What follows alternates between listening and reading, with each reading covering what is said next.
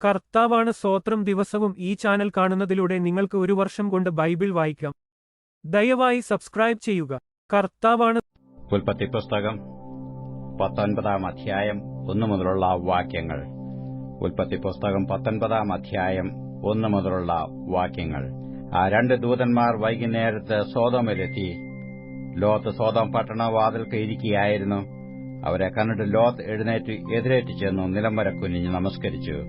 യജമാനന്മാരെ, അടിയന്റെ വീട്ടിൽ വന്നു നിങ്ങളുടെ കാലുകളെ കഴുകി രാപാർപ്പീൻ, കാലത്ത് എഴുന്നേറ്റ് നിങ്ങളുടെ വഴി പോകുകയുമാം എന്ന് പറഞ്ഞതിന്, അല്ല, ഞങ്ങൾ വീതിയിൽ തന്നെ രാപാർക്കും എന്ന് അവർ പറഞ്ഞു.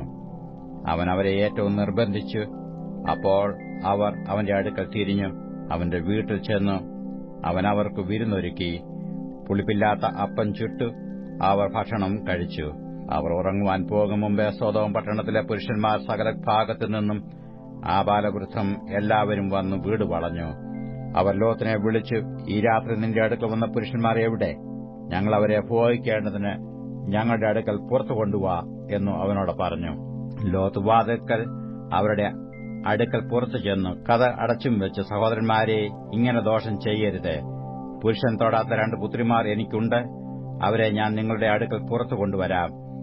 നിങ്ങൾക്ക് ബോധിച്ചതുപോലെ അവരോട് ചെയ്തുകൊള്ളുവീൻ. ഈ പുരുഷന്മാരോട് മാത്രം ഒന്നും ചെയ്യരുത്. ഇതിനായിട്ടല്ലോ അവർ എന്റെ വീടിന്റെ നിഴലിൽ വന്നത് എന്ന് പറഞ്ഞു. മാറി നിൽക്ക എന്നു അവർ പറഞ്ഞു. ഇവനൊരുത്തൻ പരദേശിയായി വന്നു പാർക്കുന്നു, ന്യായം വിധിപ്പാനും ഭാവിക്കുന്നു. ഇപ്പോൾ ഞങ്ങൾ അവരോട് ഭാവിച്ചതിലധികം നിന്നോടും ദോഷം ചെയ്യും എന്ന് അവർ പറഞ്ഞു. ലോത്തിനെ ഏറ്റവും തിക്കി വാതിൽ പൊളിപ്പാൻ അടുത്തു. അപ്പോൾ ആ പുരുഷന്മാർ കൈ പുറത്തോട്ട് നീട്ടി ലോത്തിനെ തങ്ങളുടെ അടുക്കൽ അകത്ത് കയറ്റി വാതിലടച്ചു. വാതിൽക്കൽ ഉണ്ടായിരുന്ന പുരുഷന്മാർക്ക് ആബാലവൃദ്ധം അന്ധത പീഡിപ്പിച്ചു. അതുകൊണ്ട് അവർ വാതിൽ തപ്പി തടഞ്ഞു വിഷമിച്ചു. ആ പുരുഷന്മാർ ലോത്തിനോട്, ഇവിടെ നിനക്ക് മറ്റു വല്ലവരുമുണ്ടോ? മരുമക്കളോ പുത്രന്മാരോ പുത്രിമാരോ? ഇങ്ങനെ പട്ടണത്തിൽ നിനക്കുള്ളവരെയൊക്കെയും ഈ സ്ഥലത്തുനിന്ന് കൊണ്ടുപോയിക്കൊള്ളുക. ഇവരെക്കുറിച്ചുള്ള ആവലാതി യഹോവയുടെ മുമ്പാകെ വലുതായി തീർന്നിരിക്കൊണ്ട് ഞങ്ങൾ ഈ സ്ഥലത്തെ നശിപ്പിക്കും. അതിനെ നശിപ്പിപ്പാൻ യഹോവ ഞങ്ങളെ അയച്ചിരിക്കുന്നു എന്ന് പറഞ്ഞു. അങ്ങനെ ലോത്ത് ചെന്ന് തന്റെ പുത്രിമാരെ വിവാഹം ചെയ്യുവാനുള്ള മരുമക്കളോട് സംസാരിച്ചു. നിങ്ങൾ എഴുന്നേറ്റ് ഈ സ്ഥലം വിട്ട് പുറപ്പെടുവീൻ, യഹോവ ഈ പട്ടണം നശിപ്പിക്കുമെന്ന് പറഞ്ഞു. എന്നാൽ അവൻ കളി പറയുന്നു എന്നു അവന്റെ മരുമക്കൾക്ക് തോന്നി. ഉഷസായപ്പോൾ ദൂതന്മാർ ലോത്തിനെ ബന്ധപ്പെടുത്തി, ഈ പട്ടണത്തിന്റെ അകൃത്യത്തിൽ നശിക്കാതിരിപ്പാൻ എഴുന്നേറ്റ് നിന്റെ ഭാര്യയെയും ഇവിടെ കാണുന്ന നിന്റെ 2 പുത്രിമാരെയും കൂട്ടിക്കൊണ്ട് പൊയ്ക്കൊള്ളുക എന്ന് പറഞ്ഞു. അവൻ താമസിച്ചപ്പോൾ യഹോവ അവനോട് കരുണ ചെയ്യുകയാൽ ആ പുരുഷന്മാർ അവനെയും ഭാര്യയെയും 2 പുത്രിമാരെയും കൈക്ക് പിടിച്ച് പട്ടണത്തിന്റെ പുറത്തു കൊണ്ടുപോയി ആക്കി. അവരെ പുറത്തു കൊണ്ടുവന്ന ശേഷം അവൻ, ജീവരക്ഷയ്ക്കായി ഓടിപ്പോക, പുറകോട്ട് നോക്കരുത്, ഈ പ്രദേശത്തെങ്ങും നിൽക്കുകയുമരുത്, നിനക്ക് നാശം ഭവിക്കാതിരിപ്പാൻ പർവ്വതത്തിലേക്ക് ഓടിപ്പോക എന്ന് പറഞ്ഞു. ലോത്ത് അവരോട് പറഞ്ഞത്, അങ്ങനെയല്ല കർത്താവേ, നിനക്കടിയനോട് കൃപ തോന്നിയല്ലോ. എന്റെ ജീവനെ രക്ഷിപ്പാൻ എനിക്ക് വലിയ കൃപ നീ കാണിച്ചിരിക്കുന്നു. പർവ്വതത്തിൽ ഓടിയെത്തുവാൻ എനിക്ക് കഴിയുകയില്ല, പക്ഷേ എനിക്ക് ദോഷം തട്ടി മരണം ഭവിക്കും. ഇതാ ഈ പട്ടണം സമീപമാകുന്നു, അവിടേക്ക് എനിക്ക് ഓടാം. അത് ചെറിയതുമാകുന്നു, ഞാൻ അവിടേക്ക് ഓടിപ്പോകട്ടെ. അത് ചെറിയതല്ലോ, എന്നാൽ എനിക്ക് ജീവരക്ഷയുണ്ടാകും. അവൻ അവരോട്, ഇക്കാര്യത്തിൽ ഞാൻ നിന്നെ കടാക്ഷിച്ചിരിക്കുന്നു. നീ പറഞ്ഞ പട്ടണം ഞാൻ മറിച്ചു കളയുകയില്ല. ബന്ധപ്പെട്ടു അവിടേക്ക് ഓടിപ്പോക. നീ അവിടെ എത്തുവോളം എനിക്ക് ഒന്നും ചെയ്യുവാൻ കഴിയുകയില്ല എന്ന് പറഞ്ഞു. അതുകൊണ്ട് ആ പട്ടണത്തിന് സോവർ എന്നു പേരായി. ലോത്ത് സോവറിൽ കടന്നപ്പോൾ സൂര്യൻ ഉദിച്ചിരുന്നു. യഹോവ സോദോമിന്റെയും ഗോമോരയുടെയും മേൽ യഹോവയുടെ സന്നിധിയിൽ നിന്ന് ആകാശത്തുനിന്നു തന്നെ ഗന്ധകവും തീയും വർഷിപ്പിച്ചു. ആ പട്ടണങ്ങൾക്കും പ്രദേശത്തിനും മുഴുവൻ, ആ പട്ടണങ്ങളിലെ സകല നിവാസികൾക്കും നിലത്തെ സസ്യങ്ങൾക്കും ഉന്മൂലനാശം വരുത്തി.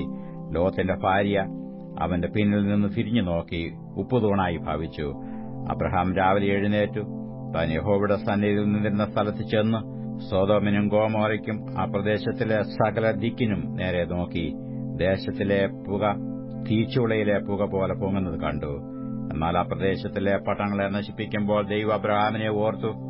ലോത്ത് പാർത്ത പട്ടണങ്ങൾക്ക് ഉന്മൂലനാശം വരുത്തുകയാൽ ലോത്തിനെ ആ ഉന്മൂലനാശത്തിൽ നിന്ന് വിടുവിച്ചു. അനന്തരം ലോത്ത് സോവർ വിട്ടുപോയി അവനും അവന് 2 പുത്രിമാരും പർവ്വതത്തിൽ ചെന്ന് പാർത്തു. സോവരിൽ പാർപ്പാൻ അവൻ ഭയപ്പെട്ടു. അവനും അവൻ 2 പുത്രിമാരും ഒരു ഗുഹയിൽ പാർത്തു. അങ്ങനെ ഇരിക്കുമ്പോൾ മൂത്തവൾ ഇളയവളോട്, നമ്മുടെ അപ്പൻ വൃദ്ധനായിരിക്കുന്നു. ഭൂമിയിൽ എല്ലായിടവും ഉള്ള നടപ്പുപോലെ നമ്മുടെ അടുക്കൽ വരുവാൻ ഭൂമിയിൽ ഒരു പുരുഷനുമില്ല. വരിക, അപ്പനാൽ സന്തതി ലഭിക്കേണ്ടതിന് അവനെ വീഞ്ഞു കുടിപ്പിച്ചു അവനോടുകൂടെ ശയിക്ക എന്ന് പറഞ്ഞു. അങ്ങനെ അന്ന് രാത്രി അവർ അപ്പനെ വീഞ്ഞു കുടിപ്പിച്ചു. മൂത്തവൾ അകത്തു ചെന്നു അപ്പനോടുകൂടെ ശയിച്ചു. അവൾ ശയിച്ചതും എഴുന്നേറ്റതും അവൻ അറിഞ്ഞില്ല.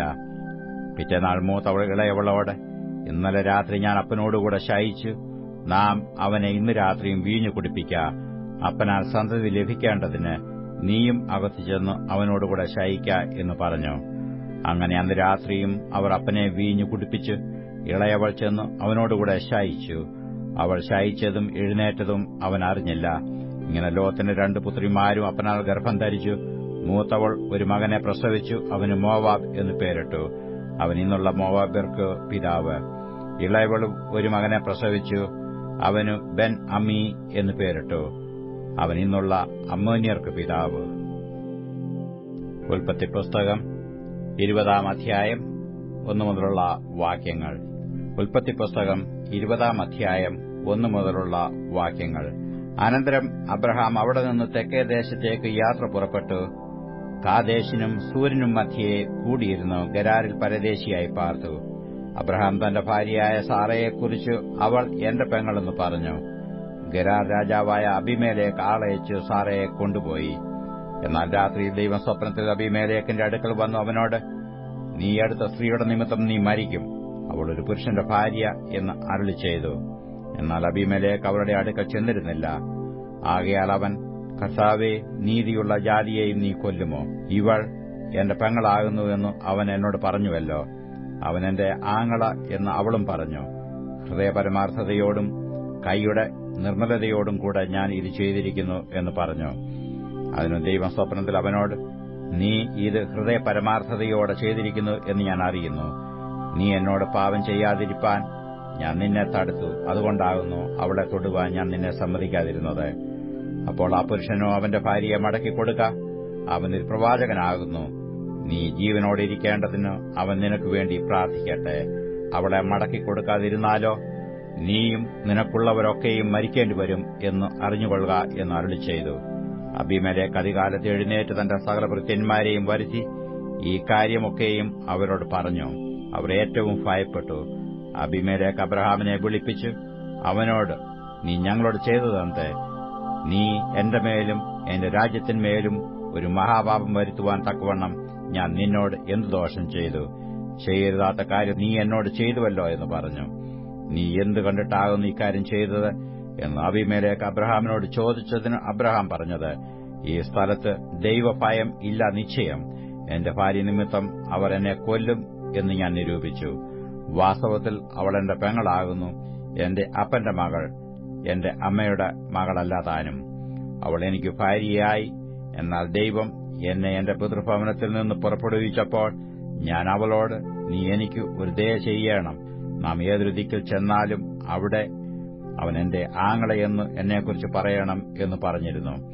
അബീമേലെക്ക് അബ്രഹാമിന് ആടുമാടുകളെയും ദാസീദാസന്മാരെയും കൊടുത്തു. അവന്റെ ഭാര്യയായ സാറയെയും അവന് മടക്കിക്കൊടുത്തു. ഇതാ, എന്റെ രാജ്യം നിന്റെ മുമ്പാകെ ഇരിക്കുന്നു, നിനക്ക് ബോധിച്ചെടുത്ത് പാർത്തുകൊള്ളുക എന്ന് അബീമേലെക്ക് പറഞ്ഞു. സാറയോട് അവൻ, നിന്റെ ആങ്ങളയ്ക്ക് ഞാൻ 1000 വെള്ളിക്കാശ് കൊടുത്തിട്ടുണ്ട്. നിന്നോടുകൂടെയുള്ള എല്ലാവരുടെയും മുമ്പാകെ ഇത് നിനക്ക് ഒരു പ്രതിശാന്തി. നീ എല്ലാവർക്കും മുമ്പാകെ നീതീകരിക്കപ്പെട്ടുമിരിക്കുന്നു എന്ന് പറഞ്ഞു. അബ്രഹാം ദൈവത്തോട് അപേക്ഷിച്ചു. അപ്പോൾ ദൈവം അബീമേലെക്കിനെയും അവന്റെ ഭാര്യയെയും അവന്റെ ദാസിമാരെയും സൌഖ്യമാക്കി. അവർ പ്രസവിച്ചു. അബ്രഹാമിന്റെ ഭാര്യയായ സാറയുടെ നിമിത്തം യഹോവ അബീമേലെക്കിന്റെ ഭവനത്തിലെ ഗർഭമൊക്കെയും അടച്ചിരുന്നു. മത്തായിയുടെ സുവിശേഷം 19-ാം അധ്യായം 1 മുതലുള്ള വാക്യങ്ങൾ. മത്തായിയുടെ സുവിശേഷം 19-ാം അധ്യായം 1 മുതലുള്ള വാക്യങ്ങൾ. ഈ വചനങ്ങളെ പറഞ്ഞു തീർന്നിട്ട് യേശു ഗലീല വിട്ടു യോർദാനക്കരെ യഹൂദ്യദേശത്തിന്റെ അതിരോളം ചെന്നു. വളരെ പുരുഷാരം അവനെ പിൻചെന്നു. അവൻ അവിടെ വെച്ചു അവരെ സൌഖ്യമാക്കി. പരീശന്മാർ അവന്റെ അടുക്കൽ വന്നു, ഏത് കാരണം ചൊല്ലിയും ഭാര്യയെ ഉപേക്ഷിക്കുന്നത് വിഹിതമോ എന്നു അവനെ പരീക്ഷിച്ച് ചോദിച്ചു. അതിനു അവൻ, സൃഷ്ടിച്ചവൻ ആദിയിൽ അവരെ ആണും പെണ്ണുമായി സൃഷ്ടിച്ചുവെന്നും അത് നിമിത്തം മനുഷ്യൻ അപ്പനെയും അമ്മയെയും വിട്ട് ഭാര്യയോടെ പറ്റിച്ചേരും, ഇരുവരും ഒരു ദേഹമായി തീരും എന്ന് അരുളിച്ചെയ്തു എന്നും നിങ്ങൾ വായിച്ചിട്ടില്ലയോ? അതുകൊണ്ട് അവർ മേലാൽ രണ്ടല്ല ഒരു ദേഹമത്രേ. ആകയാൽ ദൈവം യോജിപ്പിച്ചതിനെ മനുഷ്യൻ വേർപിരിക്കരുത് എന്ന് ഉത്തരം പറഞ്ഞു. അവർ അവനോട്, എന്നാൽ ഉപേക്ഷണപത്രം കൊടുത്തിട്ടു അവളെ ഉപേക്ഷിപ്പാൻ മോശ കൽപ്പിച്ചത് എന്ത് എന്ന് ചോദിച്ചു. അവൻ അവരോട്, നിങ്ങളുടെ ഹൃദയകാഠിന്യ നിമിത്തമത്രേ ഭാര്യമാരെ ഉപേക്ഷിപ്പാൻ മോശ അനുവദിച്ചത്. ആദിയിൽ അങ്ങനെയല്ലായിരുന്നു. ഞാനോ നിങ്ങളോട് പറയുന്നത്, പരസംഗം നിമിത്തമല്ലാതെ ഭാര്യയെ ഉപേക്ഷിച്ചു മറ്റൊരുത്തിയെ വിവാഹം കഴിക്കുന്നവൻ വ്യഭിചാരം ചെയ്യുന്നു. ഉപേക്ഷിക്കപ്പെട്ടവളെ വിവാഹം കഴിക്കുന്നവനും വ്യഭിചാരം ചെയ്യുന്നു. ശിഷ്യന്മാർ അവനോട്, സ്ത്രീയെ സംബന്ധിച്ച് മനുഷ്യന്റെ അവസ്ഥ ഇങ്ങനെയെങ്കിൽ വിവാഹം കഴിക്കുന്നത് നന്നല്ല എന്ന് പറഞ്ഞു. അവൻ അവരോട്, വരം ലഭിച്ചവർ അല്ലാതെ എല്ലാവരും ഈ വചനം ഗ്രഹിക്കുന്നില്ല. അമ്മയുടെ ഗർഭത്തിൽ നിന്ന് ഷണ്ണന്മാരായി ജനിച്ചവരുണ്ട്, മനുഷ്യർ ഷണ്ണന്മാരാക്കിയ ഷണ്ണന്മാരുമുണ്ട്. സ്വർഗരാജ്യ നിമിത്തം തങ്ങളെ തന്നെ ഷണ്ണന്മാരാക്കിയ ഷണ്ണന്മാരുമുണ്ട്. ഗ്രഹിപ്പാൻ കഴിയുന്നവൻ ഗ്രഹിക്കട്ടെ എന്ന് പറഞ്ഞു. അവൻ കൈവച്ച് പ്രാർത്ഥിക്കേണ്ടതിന് ചില ശിശുക്കളെ അവന്റെ അടുക്കൽ കൊണ്ടുവന്നു. ശിഷ്യന്മാർ അവരെ വിലക്കി. യേശുവോ, ശിശുക്കളെ എന്റെ അടുക്കൽ വരുവാൻ വിടുവീൻ, അവരെ തടുക്കരുത്, സ്വർഗരാജ്യം ഇങ്ങനെയുള്ളവരുടേതല്ലോ എന്ന് പറഞ്ഞു. അങ്ങനെ അവൻ അവരുടെ മേൽ കൈവച്ചു. പിന്നെ അവിടെ നിന്ന് യാത്രയായി. അനന്തരം ഒരുത്തൻ വന്നു അവനോട്, ഗുരോ, നിത്യജീവനെ പ്രാപിപ്പാൻ ഞാൻ എന്തു നന്മ ചെയ്യണമെന്ന് ചോദിച്ചതിന് അവൻ, എന്നോട് നന്മയെക്കുറിച്ച് ചോദിക്കുന്നത് എന്ത്? നല്ലവൻ ഒരുത്തനേയുള്ളൂ. ജീവനിൽ കടപ്പാൻ ഇച്ഛിക്കുന്നുവെങ്കിൽ കൽപ്പനകളെ പ്രമാണിക്ക എന്നു അവനോട് പറഞ്ഞു. ഏവ എന്നു അവൻ ചോദിച്ചതിന് യേശു, കുല ചെയ്യരുത്, വ്യഭിചാരം ചെയ്യരുത്, മോഷ്ടിക്കരുത്, കള്ളസാക്ഷ്യം പറയരുത്, അപ്പനെയും അമ്മയെയും ബഹുമാനിക്ക, കൂട്ടുകാരനെ നിന്നെപ്പോലെ തന്നെ സ്നേഹിക്ക എന്നിവ തന്നെ എന്ന് പറഞ്ഞു. യൗവനക്കാരൻ അവനോട്, ഇവയൊക്കെയും ഞാൻ പ്രമാണിച്ചു പോരുന്നു, ഇനി കുറവുള്ളത് എന്ത് എന്ന് പറഞ്ഞു. യേശു അവനോട്, സൽഗുണപൂർണനാകുവാൻ ഇച്ഛിക്കുന്നുവെങ്കിൽ നീ ചെന്ന് നിനക്കുള്ളത് വിറ്റ് ദരിദ്രർക്ക് കൊടുക്ക, എന്നാൽ സ്വർഗ്ഗത്തിൽ നിനക്ക് നിക്ഷേപമുണ്ടാകും. പിന്നെ വന്ന് എന്നെ അനുഗമിക്ക എന്ന് പറഞ്ഞു. യൗവനക്കാരൻ വളരെ സമ്പത്തുള്ളവനാകിയാൽ ഈ വചനം കേട്ട് ദുഃഖിച്ചു പൊയ്ക്കളഞ്ഞു. യേശു തന്റെ ശിഷ്യന്മാരോട്, ധനവാൻ സ്വർഗരാജ്യത്തിൽ കടക്കുന്നത് പ്രയാസം തന്നെ എന്ന് ഞാൻ സത്യമായിട്ട് നിങ്ങളോട് പറയുന്നു. ധനവാൻ ദൈവരാജ്യത്തിൽ കടക്കുന്നതിനേക്കാൾ ഒട്ടകം സൂചിക്കുഴയൂടെ കടക്കുന്നത് എളുപ്പം എന്ന് ഞാൻ നിങ്ങളോട് പറയുന്നു എന്ന് പറഞ്ഞു. അത് കേട്ട് ശിഷ്യന്മാർ ഏറ്റവും വിസ്മയിച്ചു. എന്നാൽ രക്ഷിക്കപ്പെടുവാൻ ആർക്ക് കഴിയും എന്ന് പറഞ്ഞു. യേശു അവരെ നോക്കി, അത് മനുഷ്യർക്ക് അസാധ്യമെങ്കിലും ദൈവത്തിന് സകലവും സാധ്യം എന്ന് പറഞ്ഞു. പത്രോസ് അവനോട്, ഞങ്ങൾ സകലവും വിട്ട് നിന്നെ അനുഗമിച്ചുവല്ലോ, ഞങ്ങൾക്കെന്ത് കിട്ടുമെന്ന് ചോദിച്ചു. യേശു അവരോട് പറഞ്ഞത്, എന്നെ അനുഗമിച്ചിരിക്കുന്ന നിങ്ങൾ പുനർജനനത്തിൽ മനുഷ്യപുത്രൻ തന്റെ മഹത്വത്തിന്റെ സിംഹാസനത്തിൽ ഇരിക്കുമ്പോൾ നിങ്ങളും 12 സിംഹാസനത്തിൽ ഇരുന്ന് ഇസ്രയേൽ ഗോത്രം 12നും ന്യായം വിധിക്കും എന്ന് ഞാൻ സത്യമായിട്ട് നിങ്ങളോട് പറയുന്നു. എന്റെ നാമനിമിത്തം വീടുകളെയോ സഹോദരന്മാരെയോ സഹോദരികളെയോ അപ്പനെയോ അമ്മയെയോ മക്കളെയോ നിലങ്ങളെയോ വിട്ട് കളഞ്ഞവനു എല്ലാം 100 മടങ്ങ് ലഭിക്കും. അവൻ നിത്യജീവനെയും അവകാശമാക്കും. എങ്കിലും മുമ്പന്മാർ പലർ പിമ്പന്മാരും പിമ്പന്മാർ മുമ്പന്മാരും ആകും. മത്തായി എഴുതിയ സുവിശേഷം 20-ാം അധ്യായം 1 മുതലുള്ള വാക്യങ്ങൾ. മത്തായി എഴുതിയ സുവിശേഷം 20-ാം അധ്യായം 1 മുതലുള്ള വാക്യങ്ങൾ. സ്വർഗരാജ്യം തന്റെ മുന്തിരിത്തോട്ടത്തിൽ വേലക്കാരെ വിളിച്ചാക്കേണ്ടതിന് പുലർച്ചയ്ക്ക് പുറപ്പെട്ട വീട്ടുടയവനോട് സദൃശ്യം. വേലക്കാരോട് അവൻ ദിവസത്തേക്ക് 1 വെള്ളിക്കാശ് പറഞ്ഞൊത്തിട്ട് അവരെ മുന്തിരിത്തോട്ടത്തിൽ അയച്ചു. 3-ാം മണിനേരത്തും പുറപ്പെട്ടു മറ്റു ചിലർ ചന്തയിൽ മിനക്കെട്ട് നിൽക്കുന്നത് കണ്ടു. നിങ്ങളും മുന്തിരിത്തോട്ടത്തിൽ പോകുവീൻ, ന്യായമായത് തരാം എന്ന് അവരോട് പറഞ്ഞു. അവർ പോയി. അവൻ 6-ാം മണിനേരത്തും 9-ാം മണിനേരത്തും ചെന്നു അങ്ങനെ തന്നെ ചെയ്തു. 11 മണി നേരത്തും ചെന്നു മറ്റു ചിലർ നിൽക്കുന്നത് കണ്ടിട്ട്, നിങ്ങൾ ഇവിടെ പകൽ മുഴുവൻ മിനക്കെട്ട് നിൽക്കുന്നത് എന്ത് എന്ന് ചോദിച്ചു. ഞങ്ങളെ ആരും കൂലിക്ക് വിളിക്കായകൊണ്ടത്രേ എന്നു അവർ പറഞ്ഞപ്പോൾ, നിങ്ങളും മുന്തിരിത്തോട്ടത്തിലേക്ക് ചെല്ലുവീൻ എന്നു അവരോട് പറഞ്ഞു. സന്ധ്യയായപ്പോൾ മുന്തിരിത്തോട്ടത്തിന്റെ ഉടയവൻ തന്റെ വിചാരകനോട് വേലക്കാരെ വിളിച്ചു, പിൻപന്മാർ തുടങ്ങി മുൻപന്മാർ വരെ അവർക്ക് കൂലി കൊടുക്ക എന്ന് പറഞ്ഞു. അങ്ങനെ 11 മണി നേരത്ത് വന്നവർ ചെന്ന് ഓരോ വെള്ളിക്കാശ് വാങ്ങി. മുമ്പന്മാർ വന്നപ്പോൾ തങ്ങൾക്ക് അധികം കിട്ടുമെന്ന് നിരൂപിച്ചു. അവർക്കും ഓരോ വെള്ളിക്കാശ് കിട്ടി. അത് വാങ്ങിയിട്ടു അവർ വീട്ടുടയവന്റെ നേരെ പിറുപിറുത്തു, ഈ പിമ്പന്മാർ 1 മണിനേരം മാത്രം വേല ചെയ്തിട്ടും നീ അവരെ പകലത്തെ ഭാരവും വെയിലും സഹിച്ച് ഞങ്ങളോട് സമമാക്കിയല്ലോ എന്ന് പറഞ്ഞു. അവരിൽ ഒരുത്തനോട് അവൻ ഉത്തരം പറഞ്ഞത്, സ്നേഹിത, ഞാൻ നിന്നോട് അന്യായം ചെയ്യുന്നില്ല. നീ എന്നോട് 1 പണം പറഞ്ഞു ഒത്തില്ലയോ? നിന്റേത് വാങ്ങി പോയിക്കൊള്ളുക. നിനക്ക് തന്നതുപോലെ ഈ പിമ്പനും കൊടുപ്പാൻ എനിക്ക് മനസ്സ്. എനിക്കുള്ളതിനെക്കൊണ്ട് മനസ്സുപോലെ ചെയ്യുവാൻ എനിക്ക് ന്യായമില്ലയോ? ഞാൻ നല്ലവനാകൊണ്ട് നിന്റെ കണ്ണു കടിക്കുന്നുവോ? ഇങ്ങനെ പിൻപന്മാർ മുമ്പന്മാരും മുമ്പന്മാർ പിൻപന്മാരും ആകും. യേശു യെരുശലേമിലേക്ക് യാത്ര ചെയ്യുമ്പോൾ 12 ശിഷ്യന്മാരെയും വേറിട്ട് കൂട്ടിക്കൊണ്ടു വഴിവെച്ച് അവരോട് പറഞ്ഞത്, നാം യെരുശലേമിലേക്ക് പോകുന്നുവല്ലോ. അവിടെ മനുഷ്യപുത്രൻ മഹാപുരോഹിതന്മാർക്കും ശാസ്ത്രിമാർക്കും ഏൽപ്പിക്കപ്പെടും. അവർ അവന് മരണശിക്ഷ കൽപ്പിച്ചു. പരിഹസിപ്പാനും തല്ലുവാനും ക്രൂശിപ്പാനും അവനെ ജാതികൾക്ക് ഏൽപ്പിക്കും. എന്നാൽ 3-ാം നാൾ അവൻ ഉയർത്തെഴുന്നേൽക്കും. അന്ന് സെബദി പുത്രന്മാരുടെ അമ്മ പുത്രന്മാരുമായി അവന്റെ അടുക്ക വന്ന് നമസ്കരിച്ചു അവനോട് ഒരു അപേക്ഷ കഴിച്ചു. നിനക്ക് എന്തു വേണം എന്നു അവൻ അവളോട് ചോദിച്ചു. അവൾ അവനോട്, ഈ എന്റെ പുത്രന്മാർ 20 നിന്റെ രാജ്യത്തിൽ ഒരുത്തൻ നിന്റെ വലത്തും ഒരുത്തൻ ഇടത്തും ഇരിപ്പാൻ അരുളി ചെയ്യണമേ എന്ന് പറഞ്ഞു. അതിന് ഉത്തരമായി യേശു, നിങ്ങൾ യാചിക്കുന്നത് ഇന്നത് എന്ന് നിങ്ങൾ അറിയുന്നില്ല. ഞാൻ കുടിപ്പാനിരിക്കുന്ന പാനപാത്രം കുടിപ്പാൻ നിങ്ങൾക്ക് കഴിയുമോ എന്ന് ചോദിച്ചു. കഴിയും എന്നു അവർ പറഞ്ഞു. അവൻ അവരോട്, എന്റെ പാനപാത്രം നിങ്ങൾ കുടിക്കും നിശ്ചയം. എങ്കിലും എന്റെ വലത്തും ഇടത്തും ഇരിപ്പാൻ വരം നൽകുന്നത് എന്റേതല്ല, എന്റെ പിതാവ് ആർക്ക് ഒരുക്കിയിരിക്കുന്നുവോ അവർക്ക് കിട്ടും എന്ന് പറഞ്ഞു. ശേഷം 10 പേർ അത് കേട്ടിട്ട് ആ 2 സഹോദരന്മാരോട് നീരസപ്പെട്ടു. യേശു അവരെ അടുക്ക വിളിച്ചു, ജാതികളുടെ അധിപന്മാർ അവർ കർത്തൃത്വം ചെയ്യുന്നു എന്നും മഹത്തുക്കൾ അവരുടെ മേൽ അധികാരം നടത്തുന്നു എന്നും നിങ്ങൾ അറിയുന്നു. നിങ്ങളിൽ അങ്ങനെ അരുത്. നിങ്ങളിൽ മഹാനാകുവാൻ ഇച്ഛിക്കുന്നവനെല്ലാം നിങ്ങളുടെ ശുശ്രൂഷക്കാരനാകണം. നിങ്ങൾ ഒന്നാമനാകുവാൻ ഇച്ഛിക്കുന്നവനെല്ലാം നിങ്ങളുടെ ദാസനാകണം. മനുഷ്യപുത്രൻ ശുശ്രൂഷ ചെയ്യിപ്പാനല്ല, ശുശ്രൂഷിപ്പാനും അനേകർക്കു വേണ്ടി തന്റെ ജീവനെ മറുവിലയായി കൊടുപ്പാനും വന്നതുപോലെ തന്നെ എന്ന് പറഞ്ഞു. അവർ യെരിഹോവിൽ നിന്ന് പുറപ്പെട്ടപ്പോൾ വലിയൊരു പുരുഷാരം അവനെ അനുഗമിച്ചു. അപ്പോൾ വഴിയരികെ ഇരിക്കുന്ന 2 കുരുടന്മാർ യേശു കടന്നു പോകുന്നത് കേട്ടു.